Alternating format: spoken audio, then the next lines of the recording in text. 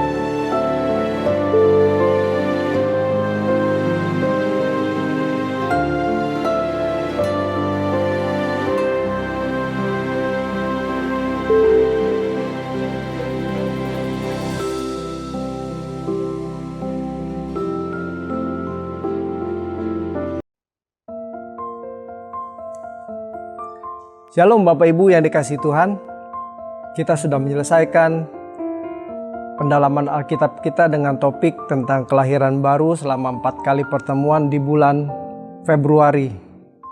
Bulan Maret ini kita akan membahas satu topik lain, yaitu tentang keselamatan. Topik ini sangat penting bagi kita, orang percaya.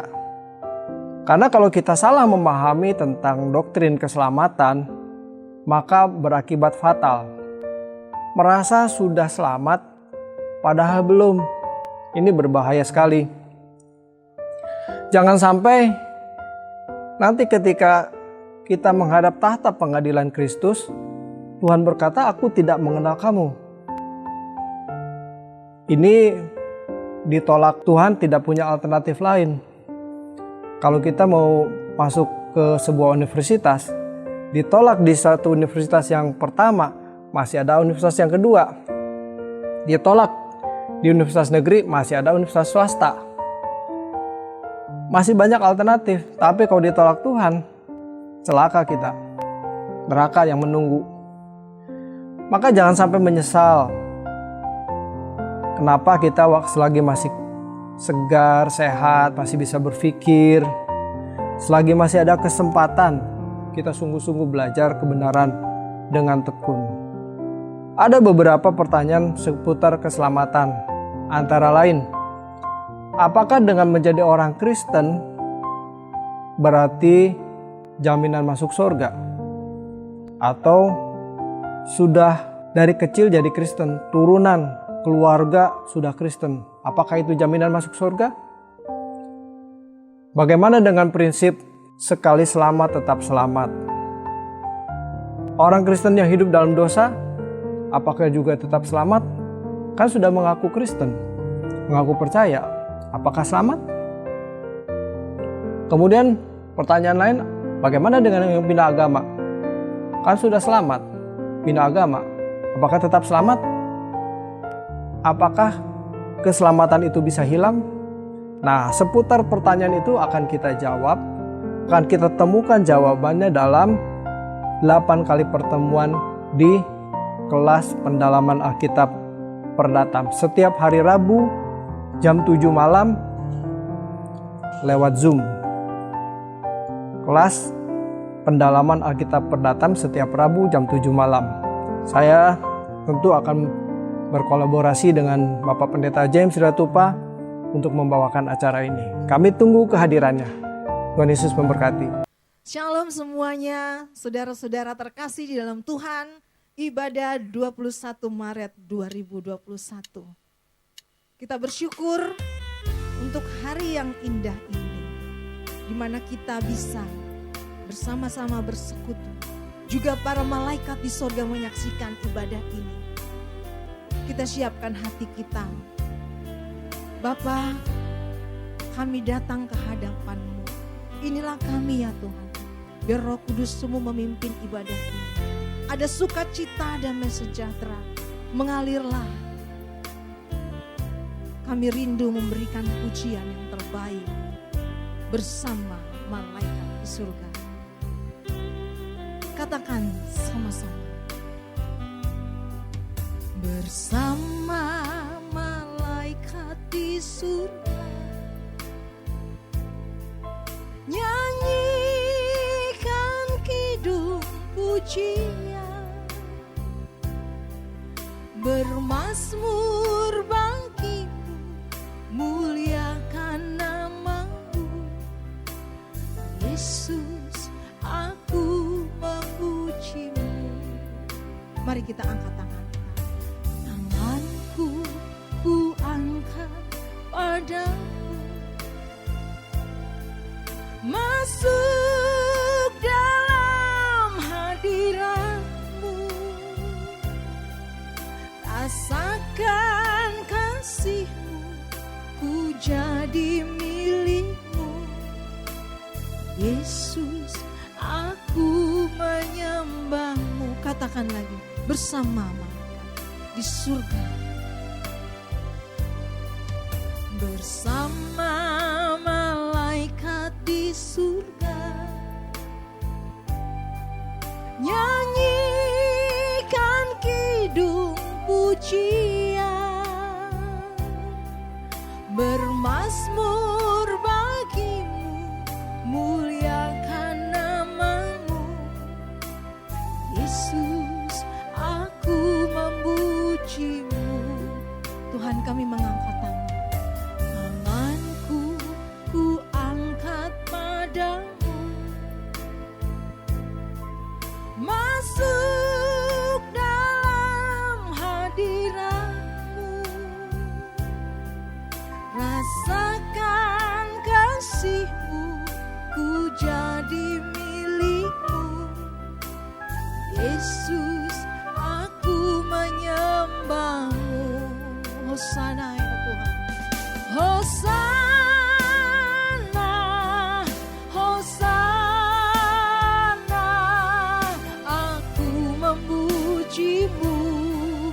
Haleluya, haleluya, aku menyembahmu. Hosana, Hosana, Hosana, aku memujimu. Haleluya, haleluya, aku menyembahmu. Mari katakan lagi, saudara. Bersama malaikat di surga, nyanyikan kidung pujian, bermazmur bagimu, muliakan namamu. Yesus, aku memujimu. Tanganku ku angkat padamu, masuk dalam hadiratmu, rasakan kasihmu, ku jadi milikmu. Yesus, aku menyembahmu. Sama-sama katakan, Hosana, Hosana, aku memujimu. Haleluya, haleluya, aku menyembahmu. Hosana,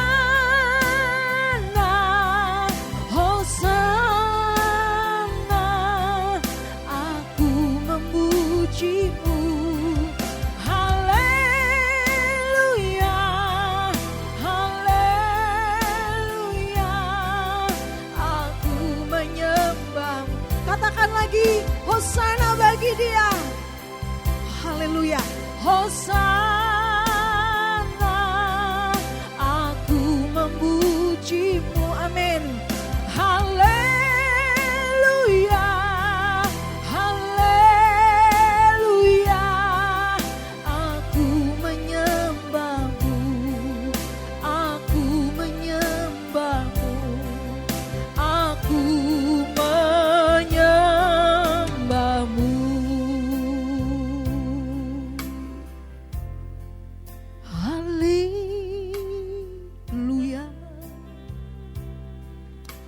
bersama para malaikat kami memuji menyembah-Mu Bapa, kami menyembah-Mu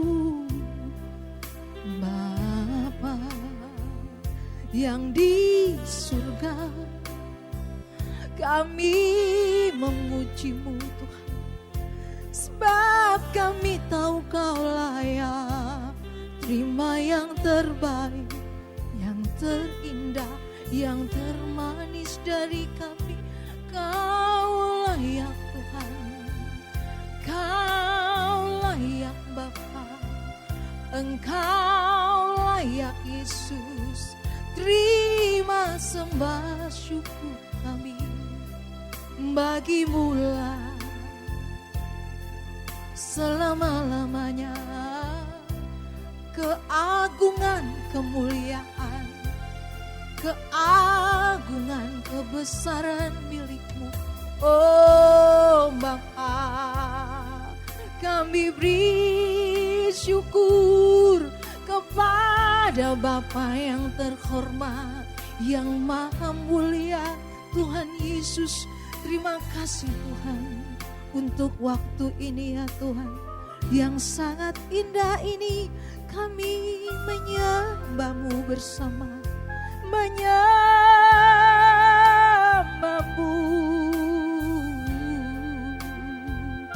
menyembah-Mu,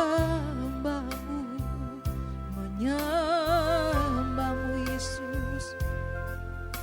Tinggikan nama-Mu, tinggikan nama-Mu. Haleluya. Katakan lagi, Hosana, Hosana, aku memuji-Mu. Hosana, Hosana, aku memuji-Mu. Haleluya, haleluya, aku menyembah-Mu. Katakan, Hosana, Hosana, aku memuji-Mu. Haleluya, haleluya, aku menyembah-Mu. Aku menyembah-Mu. Sekali lagi katakan, aku menyembah-Mu. Terima kasih Tuhan. Kami membawa hidup kami Tuhan. Kami membawa korban hidup kami, itu seluruh hidup kami, untuk Engkau ya Tuhan. Terima kasih Tuhan. Terima kasih di dalam nama Tuhan Yesus. Engkau terus beracara di tengah-tengah pujian ini.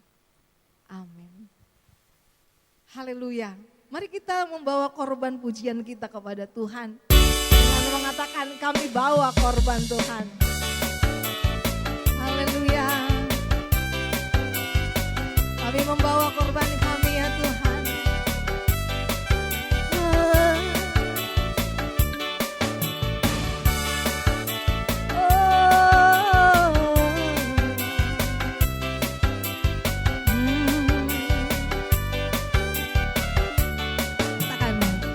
Kami bawa korban saat ini Tuhan, persembahan syukurku bagi-Mu. Dengan rela hatiku penuh sukacita, sungguh itulah yang Kau kehendaki. Kami bawa korban saat ini Tuhan, persembahan syukurku bagi-Mu. Diiringi nyanyian, diiringi pujian, kiranya berkenan di hadapan-Mu. Walaupun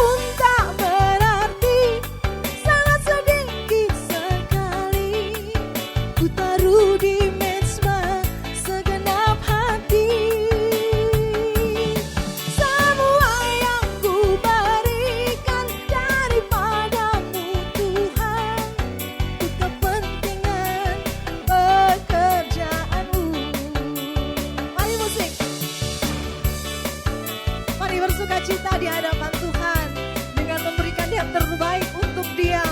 Dia akan sangat senang menerima pujian kita. Katakan, kami bawa korban saat ini Tuhan, persembahan syukurku bagimu. Dengan rela hatiku penuh sukacita, sungguh itulah yang kau kehendaki. Kami bawa korban saat ini Tuhan, persembahan syukurku bagimu. Diiringi nyanyian, diiringi pujian, kiranya berkenan di hadapanmu.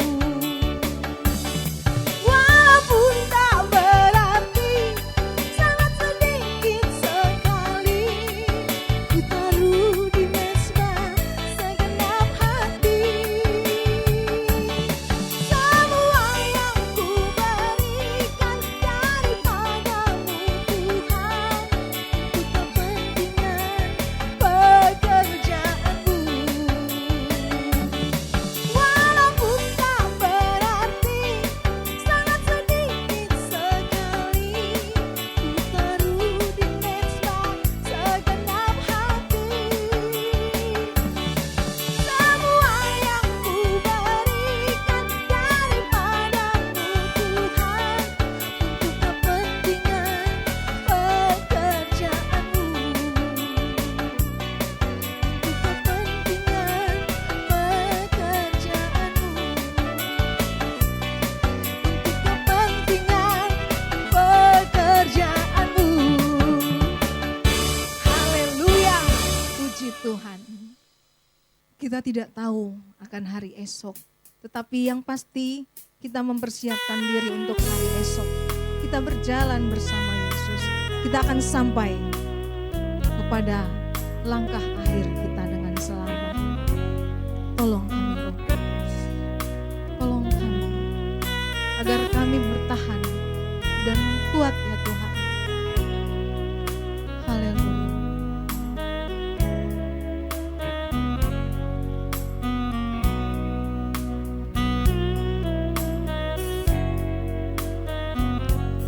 Ku takkan hari esok, namun langkahku tegak, bukan surya ku harapkan, karena surya kan lenyap. Oh tiada ku gelisah akan masa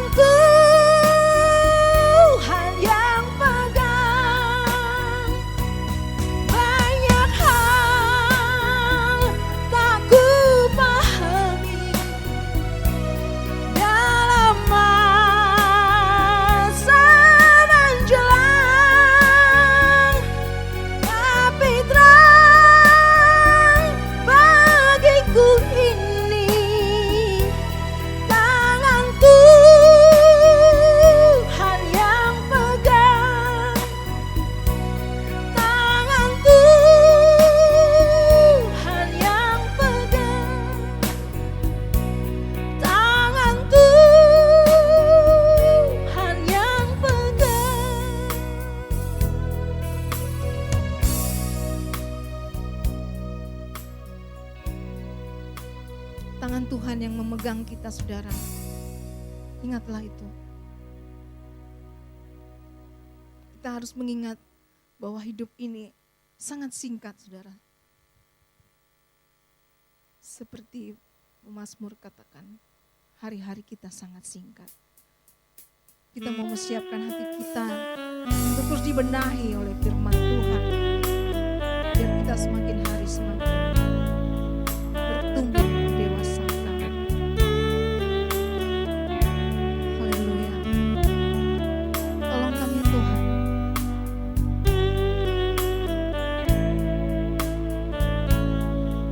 Biar kami selalu mengingat akan hal ini. Betapa singkatnya hari, umur manusia, bagai hembusan uap, sekejap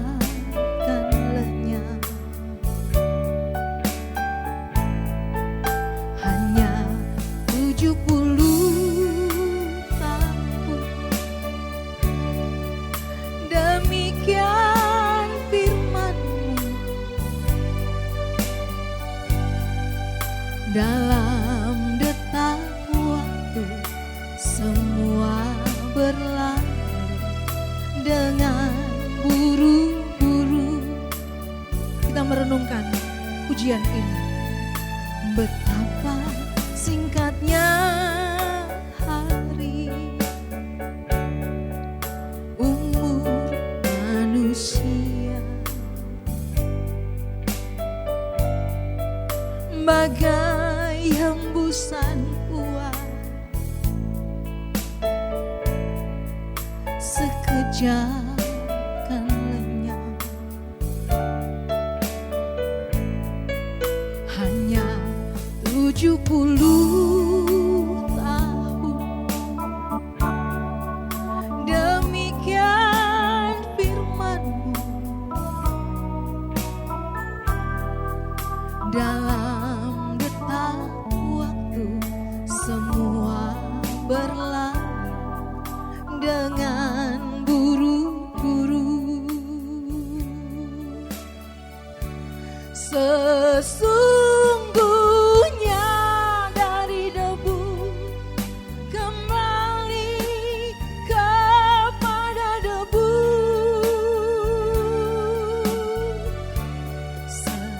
Setiap insan berpulang masuk keabadian. Tiada seorang pun tahu saat akhir kehidupan.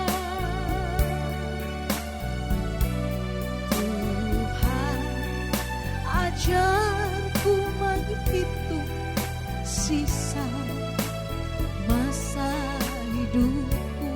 Biar kita merenungkan ini sementara musik mengalunkannya.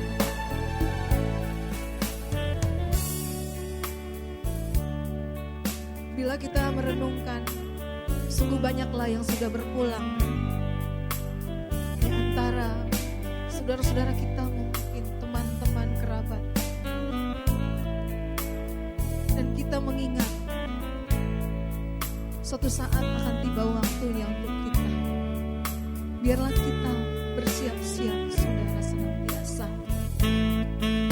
Akan betapa singkatnya waktu persiapan kita di bumi ini.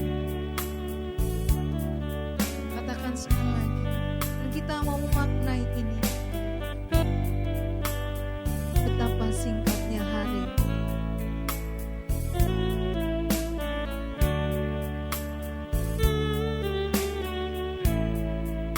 betapa singkatnya hari, umur manusia,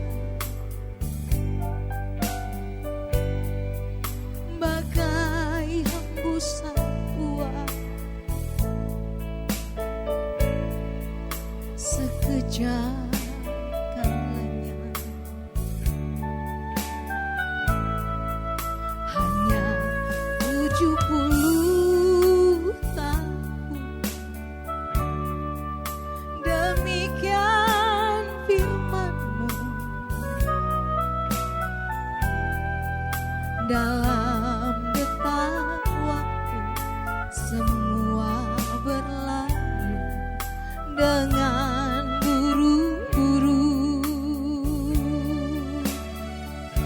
Sesungguhnya dari debu kembali kepada debu. Setiap insan berpulang masuk keabadian. Tiada seorang pun tahu saat akhir kehidupan. Tuhan ajarku menghitung sisa masa hidupku. Katakan lagi saudara, sesungguhnya dari debu, sesungguhnya dari debu kembali kepada debu.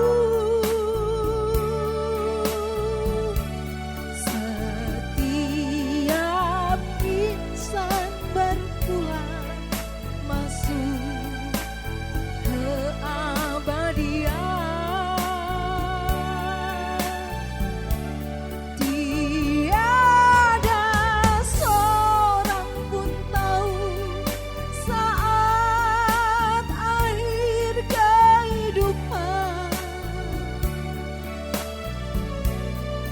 Tuhan ajarku menghitung sisa masa hidupku.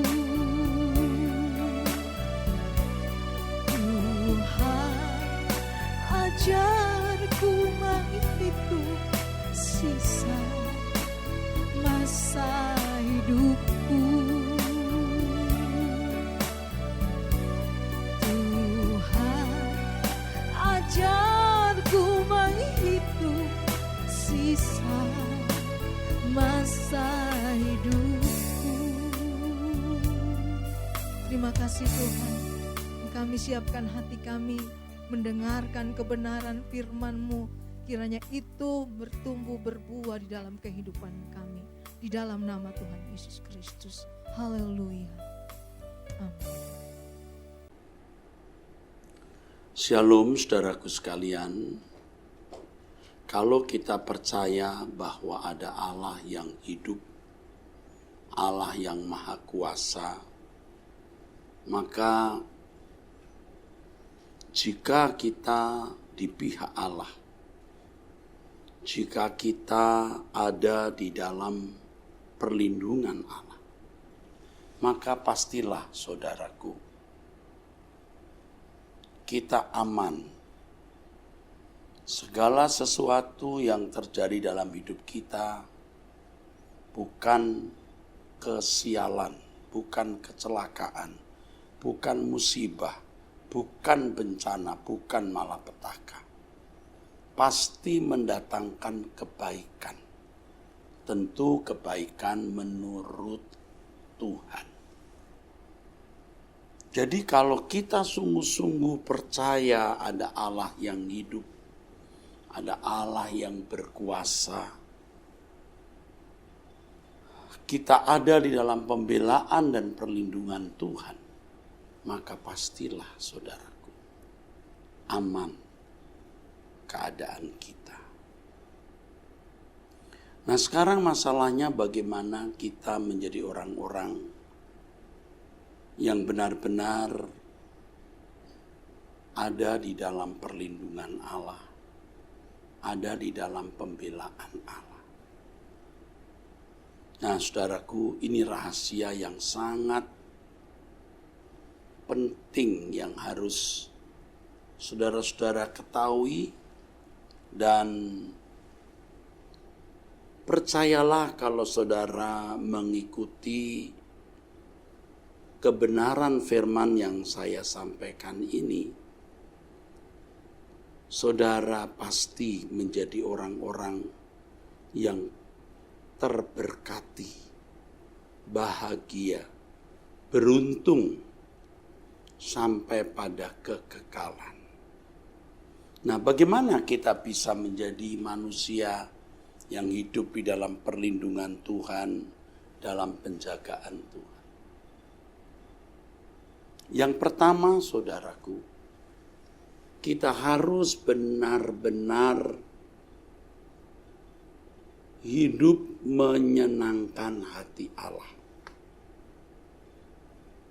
Ini bisa kita lakukan.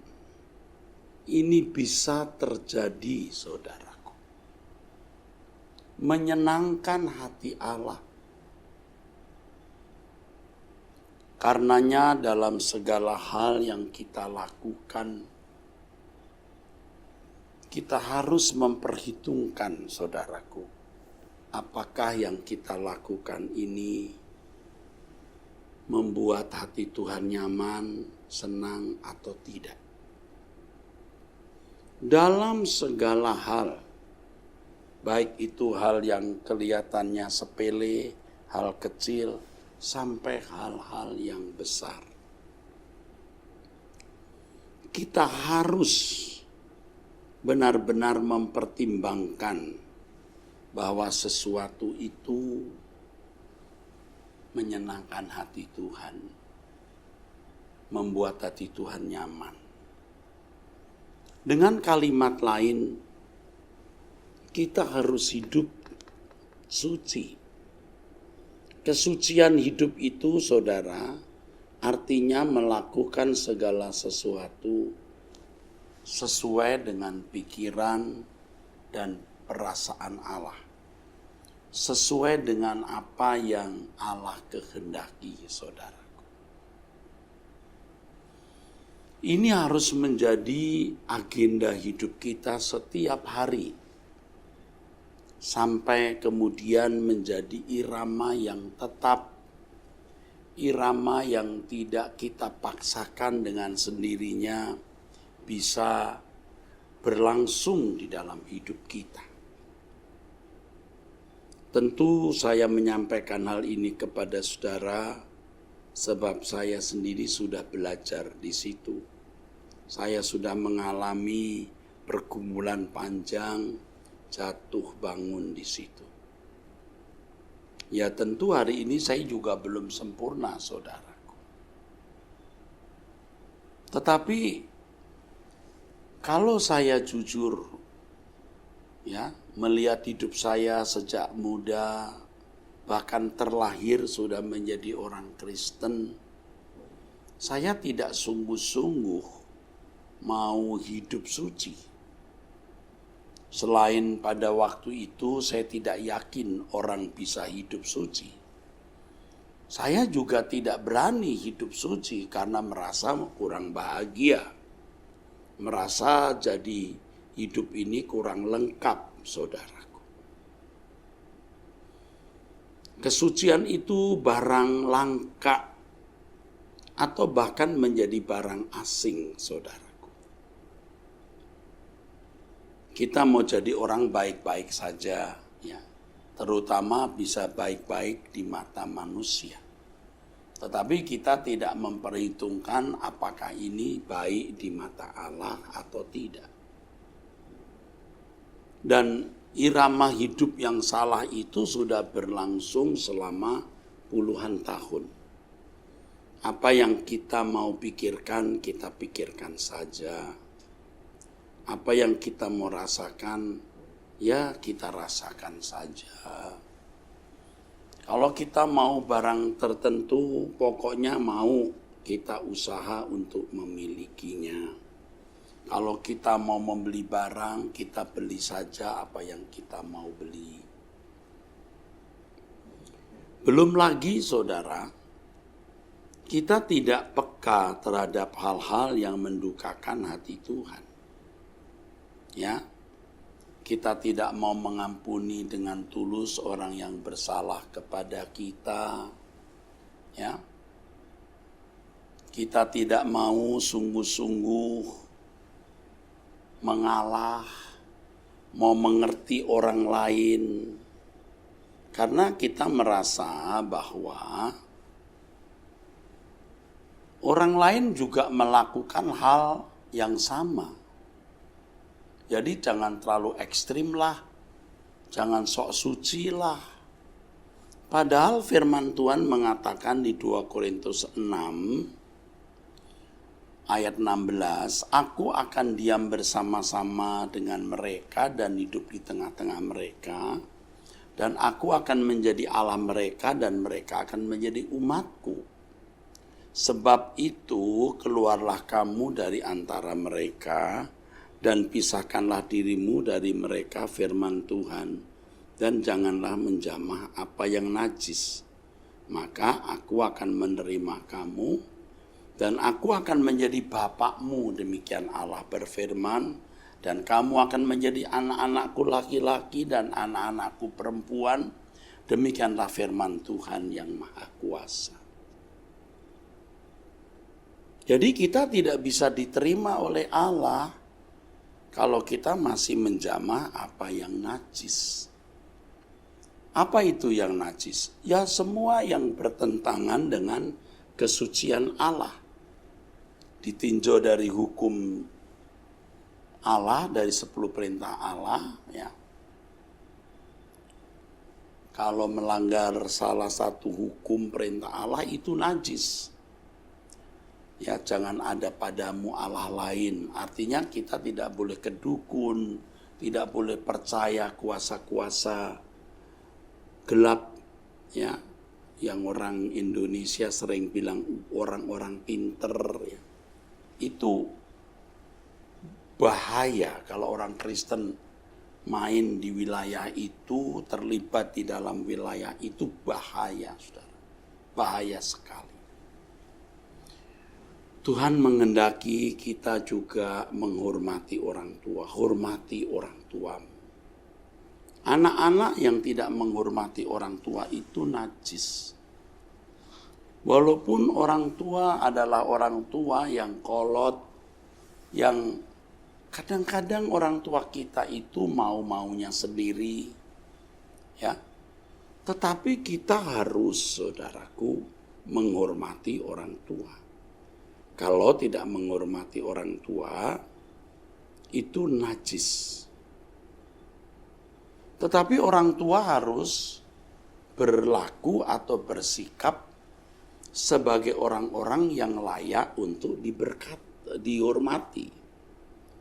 Firman Tuhan mengatakan hormati orang tuamu. Tetapi orang tua juga harus bersikap sebagai pribadi yang layak dihormati.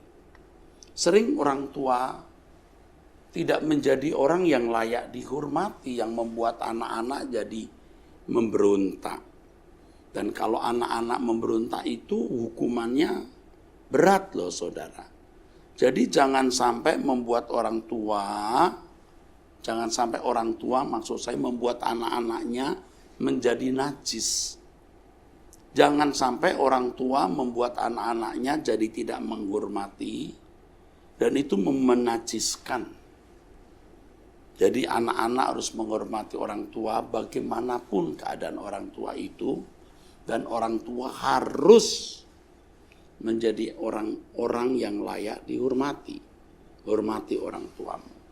Lalu jangan membunuh.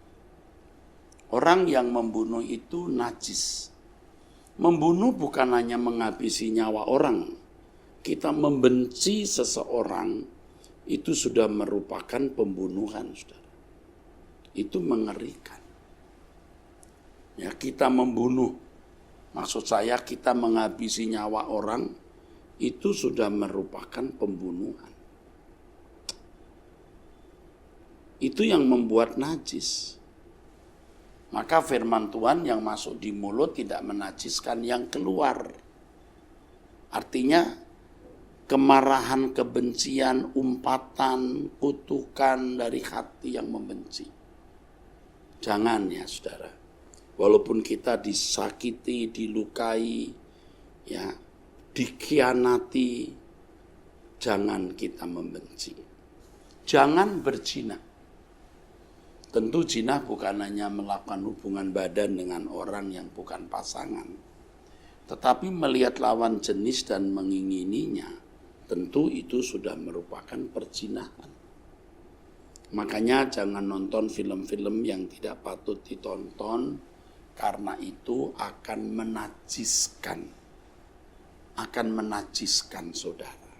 Ya, jangan. Nah, lalu jangan mencuri. Ya, korupsi, mengambil barang yang bukan haknya, ya tidak perlu saya ajarkan ini. Jangan mengucapkan saksi dusta, artinya jangan bohong. Ya. Lalu jangan mengingini milik orang lain. Saya kira hal-hal ini sudah biasa kita tahu dan tentu kita tidak boleh melakukannya. Tetapi dalam konteks Kristen ini memang luar biasa, saudara. Mencuri bukan hanya korupsi, lalu terang-terangan mengambil barang orang lain, tetapi menciptakan suasana, menciptakan situasi di mana kita merugikan orang lain. Itu juga termasuk kita mencuri milik atau hak orang lain. Nah, kita minta hikmat Tuhan agar kita jangan melakukan kesalahan ini. Mengingini milik sesama itu juga berarti jangan mengingini apa yang bukan bagianmu atau belum waktunya menjadi milikmu. Nah, Roh Kudus akan menuntun kita, saudara. Kita harus takut akan Tuhan, sebab kalau kita masih hidup bercacat, hidup kita bercela, kita tidak layak menjadi anak-anak Allah. Kita tidak layak menerima perlindungan Allah. Keluarlah kamu dari antara mereka dan jangan menjamah apa yang najis. Itu jelas sekali, saudara. Jangan menjamah apa yang najis. Itu jelas sekali. Jadi saya harap dengan pemberitaan firman ini, saudara-saudara sekalian akan dibukakan ya, untuk mengerti kebenaran, untuk diubahkan. Ayo kita berusaha untuk itu. Ya, jangan mengandalkan kekuatan sendiri, andalkan kekuatan Tuhan. Bagaimanapun kita terbatas, saudara. Tetapi dengan membangun kesucian hidup, kita membentengi diri kita. Ya, bahkan segala sesuatu yang terjadi, walaupun itu kelihatannya buruk, walaupun itu kelihatannya merugi, tapi tidak. Orang yang benar-benar mengasihi Tuhan dan berbuat segala sesuatu untuk menyenangkan Dia, tidak menyentuh apa yang najis, itu membentengi diri. Tuhan yang akan membentengi dia. Bahkan segala sesuatu yang terjadi dalam hidupnya itu mendatangkan kebaikan. Tadi saya sudah singgung, dulu saya juga tidak terlalu peduli, saudara. Tapi setelah saya menyadari bahwa kita memang harus hidup di dalam kesucian yang sesungguhnya, maka saya berusaha, saudara. Apa yang saya pikirkan, saya pertimbangkan. Apakah dengan memikirkan hal ini, merenungkan hal ini, aku menyenangkan Tuhan atau tidak? Itu di renungan hati. Dan kita bisa menghalau kok. Kita bisa membuang semua pikiran, renungan hati yang Tuhan tidak nyaman kalau kita memikirkan dan merenungkannya. Mulai dari hal itu. Ya. Dan kalau kita sungguh-sungguh berjanji mau hidup suci, berjanji untuk hidup tidak bercacat, tidak bercela, Roh Kudus pasti menuntun kita, memberitahu kita, yang ini Tuhan tidak suka. Yang kau pikirkan itu Tuhan tidak berkenan. Nanti dengan sendirinya kita akan memiliki kepekaan. Kepekaan, saudara. Sesuatu itu berkenan di hadapan Tuhan atau tidak. Kalau sudah di pikiran, kita bisa kontrol, bisa kendalikan, bisa kita kuasai, dan benar-benar kita bisa memiliki pikiran perasaan yang bersih, maka nanti berlanjut di ucapan. Jangan sembarang melakukan suatu tindakan dan perkataan yang itu membuat Tuhan tidak nyaman. Coba saudara, berlatihlah dari hal-hal kecil di rumah, menghadapi pembantu atau asisten rumah tangga, sopir, bawahan, saudara sekandung, famili, apalagi teman hidup, orang tua, menantu. Coba pertimbangkan, apakah yang saudara ucapkan itu adalah perkataan yang membuat Tuhan nyaman. Ya. Setelah di pikiran, lalu di perkataan. Ayo kita berusaha ya saudara. Jujur saja saya juga sering gagal saudara. Tapi makin hari kegagalan kita makin kurang saudara. Dalam canda-canda, ya dalam perkataan yang kita anggap itu bukan masalah besar, ternyata hal itu menimbulkan reaksi hati Allah. Ya, kalau sudah di perkataan nanti di seluruh perbuatan kita mempertimbangkan apakah dengan melakukan hal ini kita menyenangkan hati Allah atau tidak. Saudara, inilah inti kekristenan sebenarnya. Dari perjuangan dan pergumulan ini, saudara akan dipimpin bagaimana menjadi serupa dengan Yesus itu. Saya sering katakan dan ini harus saudara perhatikan dan saudara benar-benar lakukan. Jangan muluk-muluk menjadi aktivis gereja. Ya. Jangan muluk-muluk menjadi pendeta. Ya. Tetapi coba saudaraku sekalian, dari hal-hal sederhana, hal-hal kecil yang terjadi dalam hidup ini. Nah, di sini dibutuhkan sebenarnya sebuah komitmen atau tekad. Kita harus berani ya. Tidak ragu-ragu, tidak takut berjanji. Aku mau hidup suci Tuhan. Aku mau hidup tidak bercacat, tidak bercela. Aku hanya mau menyenangkan hatimu dan tidak melukai hatimu. Coba saudara bertekad itu. Walaupun kedengarannya sombong, ya omong besar. Tetapi memang standar orang percaya itu seperti yang dikatakan oleh firman Tuhan dalam 1 Petrus 1 ayat yang ke-16. Agar kita kudus seperti Allah kudus. Ini sama dengan jangan menyentuh apa yang najis. Sama dengan menjadi orang kudus. Saya sering bicara ini dan terus akan berbicara hal ini. Mengapa? Ini hal terpenting dalam hidup.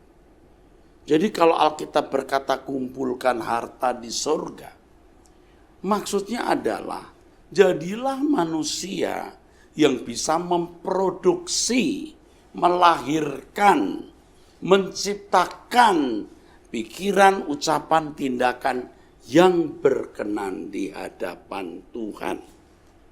Menyenangkan Dia. Makanya ada satu lagu ya saudara yang saya ubah. Lebih dari segalanya, dalam segala perkara, selalu melakukan kehendak Bapa. Dari waktu ke waktu, dimanapun berada, selalu menyenangkan hatimu Bapa. Itu dimanapun berada, menyenangkanmu, menyenangkanmu, dimanapun dan kapanpun, dalam segala perkara, menyenangkanmu, menyenangkanmu, sejak di bumi sampai selamanya. Saudara, memang ini berat sekali. Benar loh, bisa menyenangkan hati Tuhan itu berat sekali.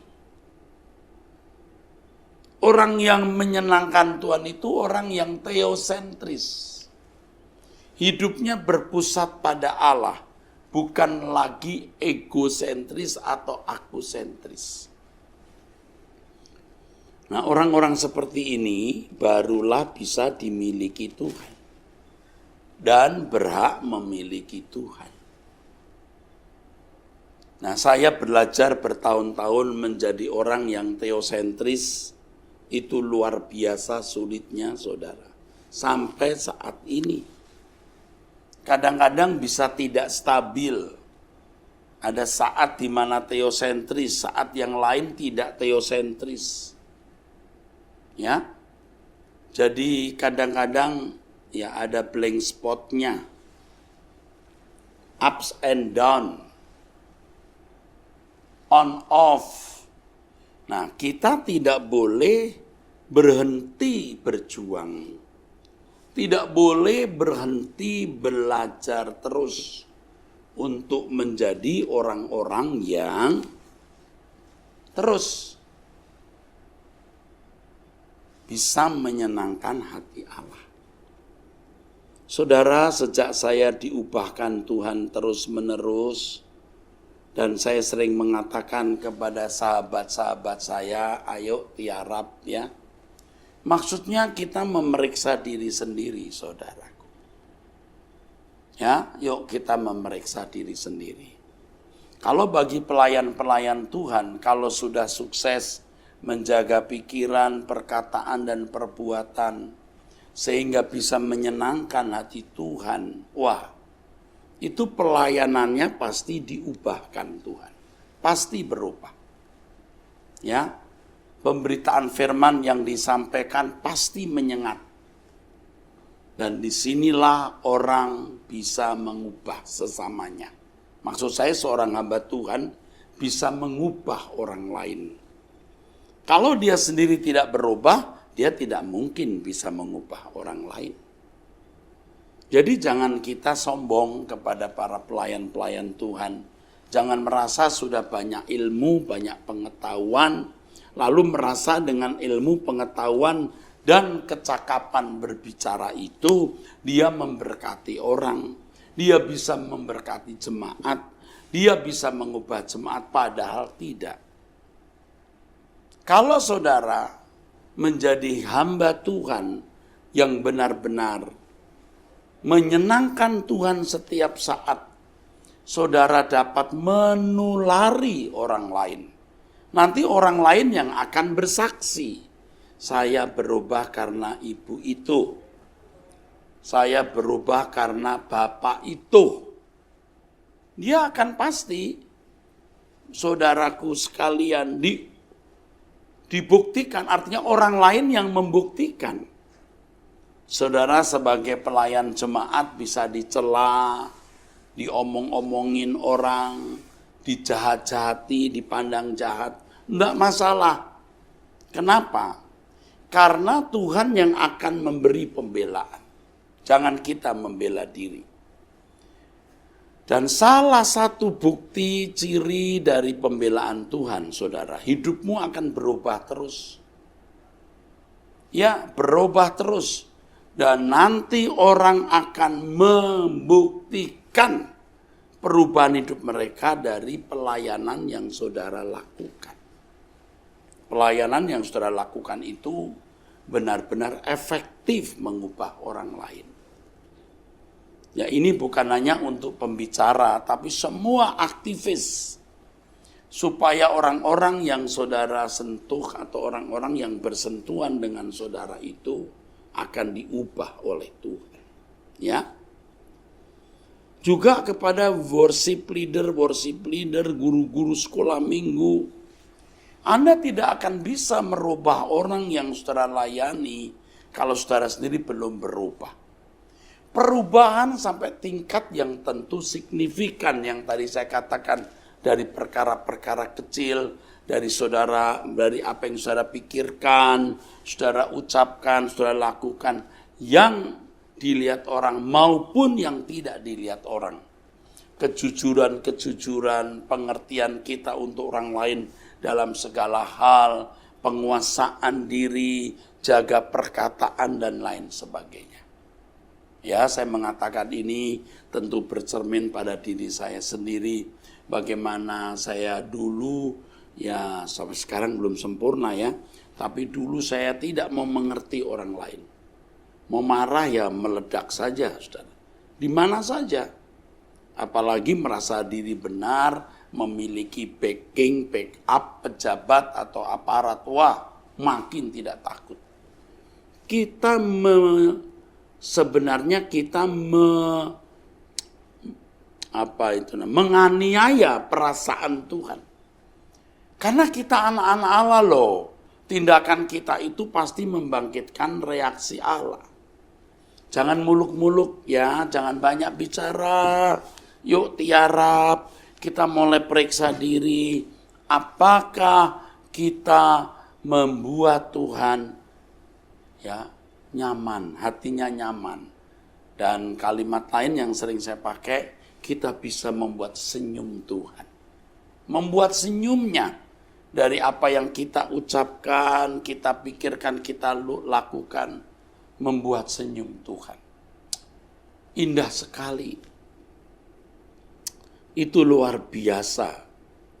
Nah, orang-orang Kristen seperti ini, orang-orang percaya seperti ini, tentu menjadi orang-orang istimewa dan khususnya Tuhan.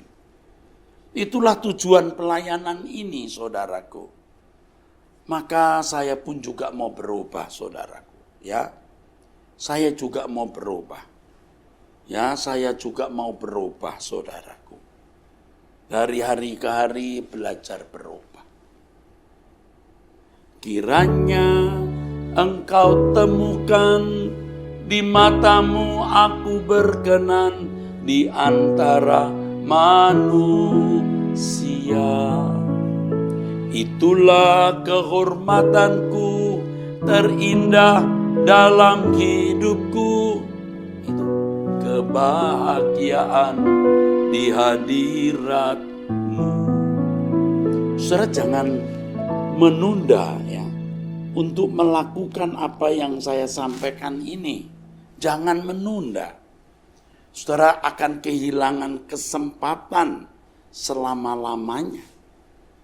Kalau Tuhan berkata kumpulkan harta di surga, itu kan sebuah proses penumpukan, pengumpulan atau akumulasi.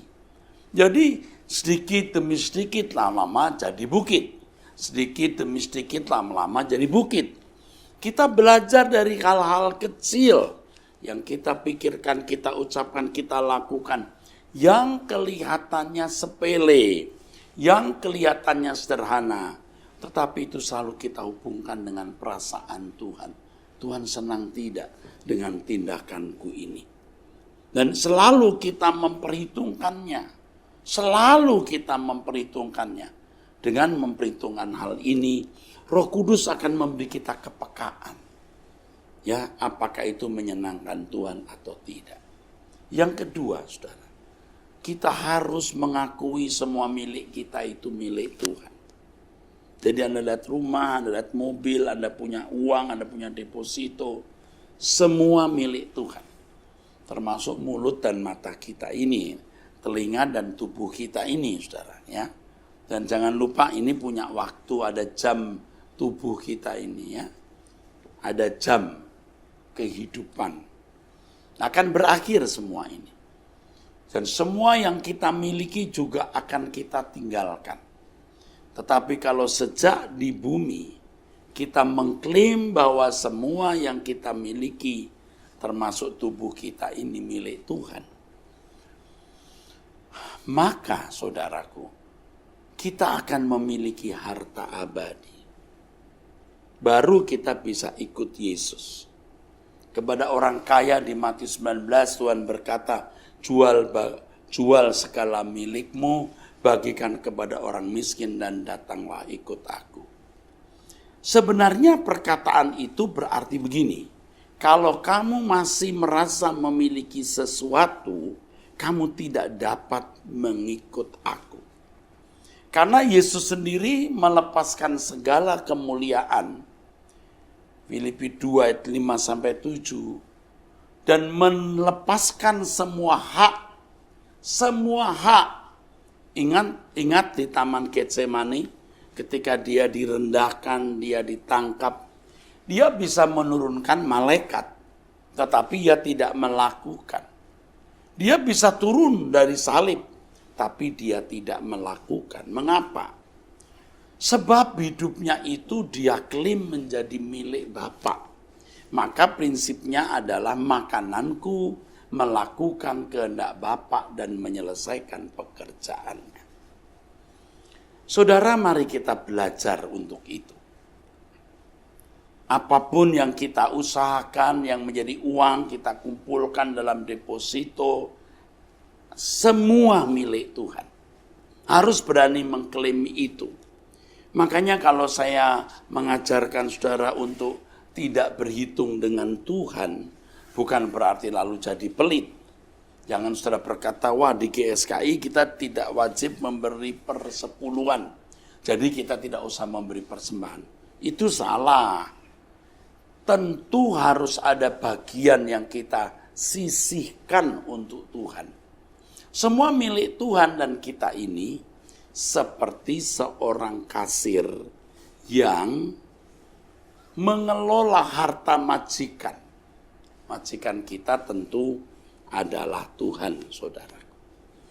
Kita mengelola milik Tuhan. Oh saudara, kalau saudara memiliki prinsip ini dan mengakar di dalam diri saudara, nanti saudara akan lebih peka dalam menggunakan harta uang saudara.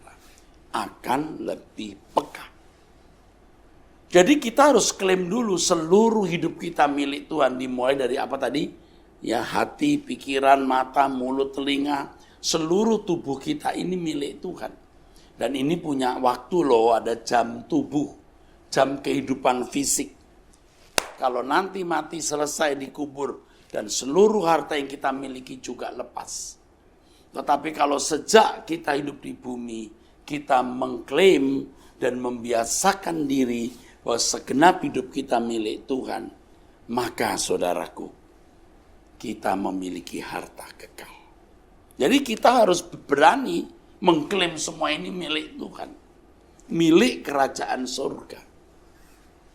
Banyak orang tidak merasa, maksud saya tidak menyadari hal ini, ya sehingga dia berlaku suka-suka sendiri.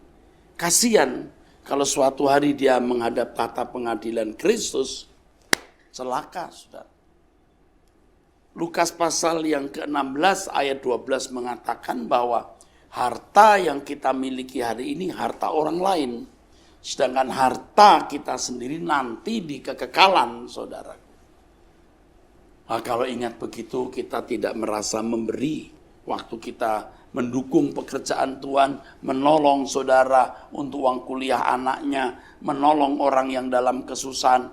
Kita hanya menjadi seorang manajer, kasir, dan yang kita kelola itu milik Tuhan. Maka harus peka-peka mendengar suara Tuhan yang memiliki, yang empunya ya, seluruh hidup kita. Akhirnya saudaraku, dengan kita mau menuruti apapun yang Allah kehendaki, artinya hidup suci, dan mengakui bahwa semua milik kita adalah milik Tuhan yang kita persembahkan bagi Tuhan. Maka yang ketiga, kita akan bersedia melakukan apapun yang Allah kehendaki. Melakukan apapun yang Tuhan perintahkan. Sebenarnya saudaraku bisa mengerti apa yang Allah kehendaki. Itu luar biasa. Yesus berkata, kamu bukan lagi hamba, tapi sahabat. Sahabat artinya, saudaraku, orang-orang yang dekat. Sahabat itu orang yang dekat. Orang dekat itu artinya, saudaraku, orang yang bisa sehati. Jadi kalau kita sahabat Tuhan, kita bisa mengerti apa yang Allah kehendaki untuk kita lakukan. Yesus berkata, kamu bukan hamba tapi sahabat. Hamba tidak tahu apa yang diperbuat tuannya. Tapi kalau sahabat tahu. Dan aku beritahu kamu apa yang harus kamu lakukan. Sebagai sahabat Tuhan kita bisa berkata, apapun yang kau perintahkan padaku Tuhan, aku mau lakukan. Nah, kita harus berani punya komitmen atau tekad itu, saudaraku. Apapun yang kau perintahkan. Jika saudara melakukan hal itu, saudara baru benar-benar adalah anak Abraham. Artinya, seperti Abraham yang melakukan apapun yang Allah perintahkan, saudaraku. Apapun yang Allah perintahkan.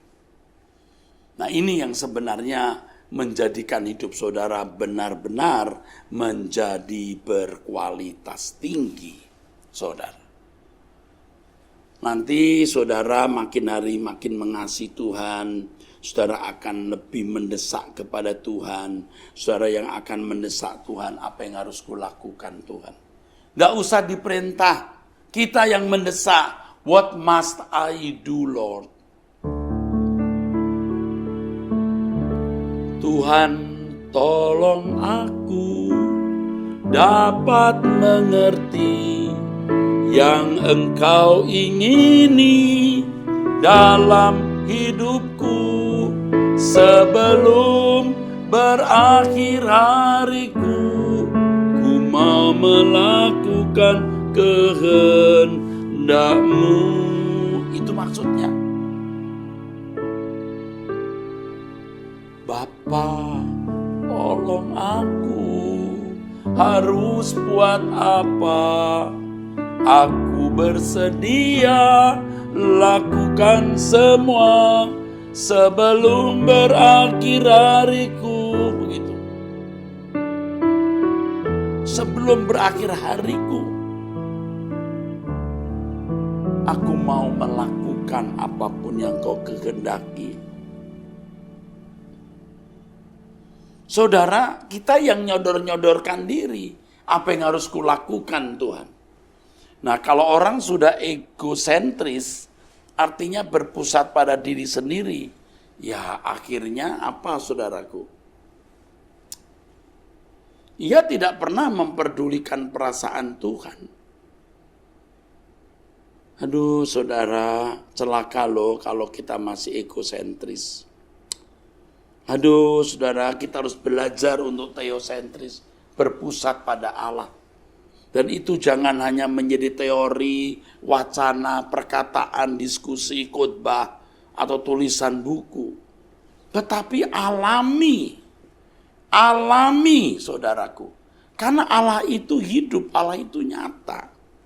Seperti di awal pemberitaan khotbah ini saya mengatakan, kalau kita percaya Allah itu hidup, Allah itu nyata, Allah itu ada. Saudaraku, betapa beruntungnya kita hidup dalam perlindungan, pemeliharaan, dan penjagaannya. Tapi siapa orang yang layak menerima perlindungan Tuhan? Ya tentu orang yang hidupnya berkenan, orang yang hidupnya suci, yang seluruh tindakannya menyenangkan hati Allah, membuat senyum Tuhan.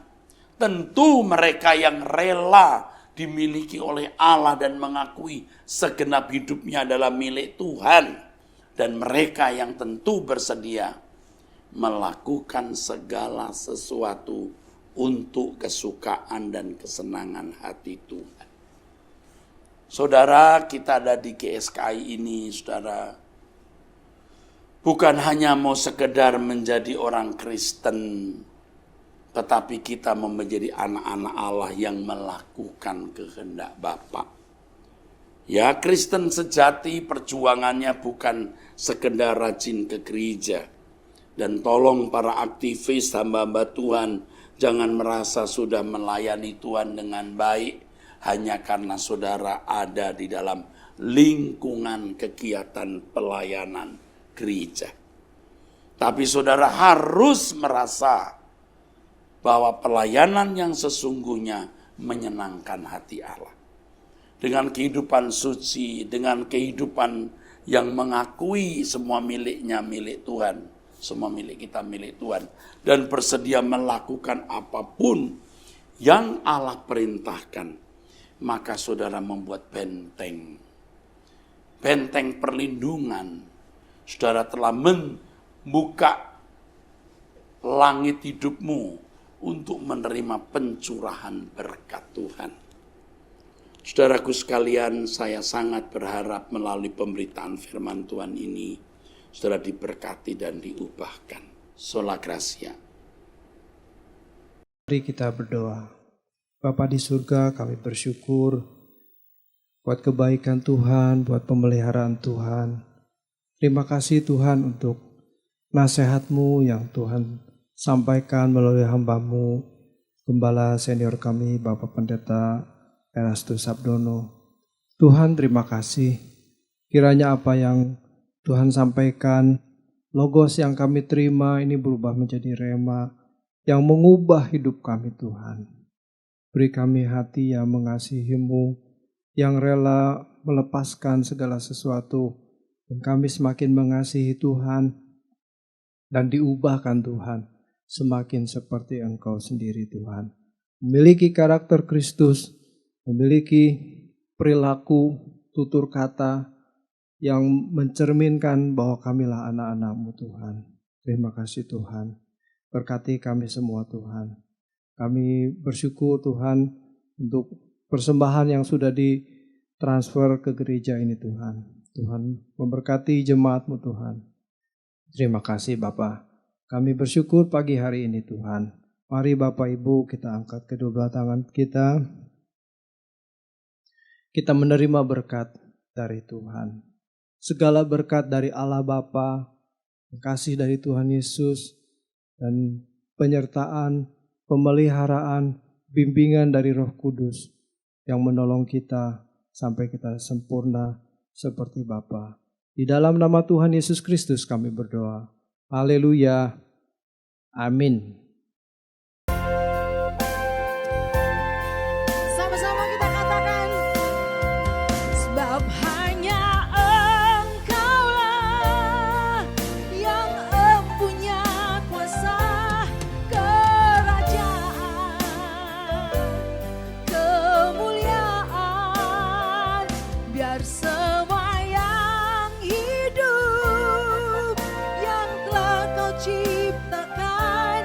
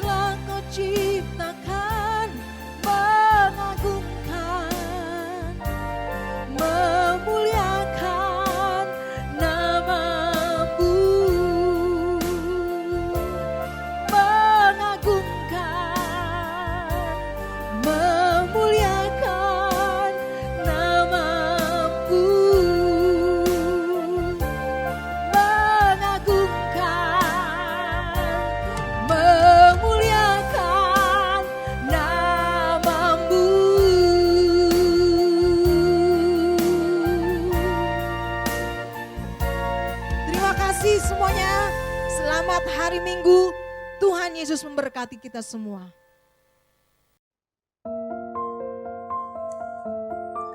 Shalom Bapak Ibu yang dikasihi Tuhan. Kita sudah menyelesaikan pendalaman Alkitab kita dengan topik tentang kelahiran baru selama 4 kali pertemuan di bulan Februari. Bulan Maret ini kita akan membahas satu topik lain, yaitu tentang keselamatan. Topik ini sangat penting bagi kita, orang percaya. Karena kalau kita salah memahami tentang doktrin keselamatan, maka berakibat fatal. Merasa sudah selamat, padahal belum. Ini berbahaya sekali. Jangan sampai nanti ketika kita menghadap tahta pengadilan Kristus, Tuhan berkata, "Aku tidak mengenal kamu." Ini ditolak. Tuhan tidak punya alternatif lain. Kalau kita mau masuk ke sebuah universitas, ditolak di satu universitas yang pertama, masih ada universitas yang kedua. Ditolak di universitas negeri, masih ada universitas swasta. Masih banyak alternatif, tapi kalau ditolak Tuhan, celaka kita. Neraka yang menunggu. Maka jangan sampai menyesal. Kenapa kita selagi masih segar, sehat, masih bisa berpikir, selagi masih ada kesempatan, kita sungguh-sungguh belajar kebenaran dengan tekun. Ada beberapa pertanyaan seputar keselamatan. Antara lain, apakah dengan menjadi orang Kristen berarti jaminan masuk surga? Atau sudah dari kecil jadi Kristen, turunan keluarga sudah Kristen, apakah itu jaminan masuk surga? Bagaimana dengan prinsip sekali selamat tetap selamat? Orang Kristen yang hidup dalam dosa, apakah juga tetap selamat?